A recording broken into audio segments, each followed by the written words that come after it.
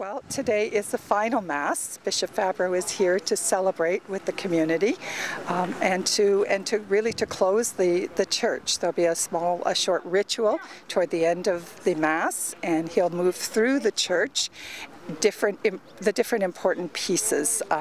He'll stop at the ambo, the confessional. He'll stop at the baptistry and then at the altar and say some special prayers to bring some closure to this for the congregation.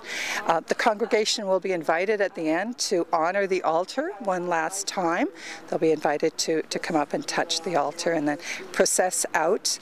And at that point, the bishop will close the church. He'll lock the door.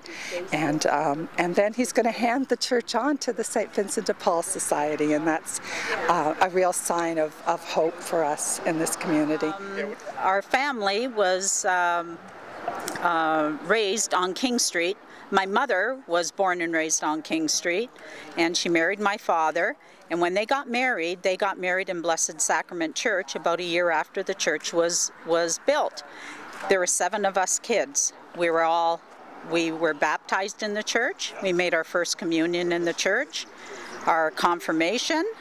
I was married in the church. My sister, Pat, still lives just down the street, and we were a family in this church from really my mother growing up here and us, all of us. My sister, Pat, still comes here, although she's in a wheelchair now, she can't go in the church, but she'll go for communion at Assumption.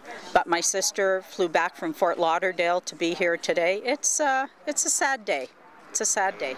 Well, I understand the cost of running a building when the congregation is getting smaller all the time. I understand it, but it's kind of sad because there's so much history. There's so much history here with all the families in this area.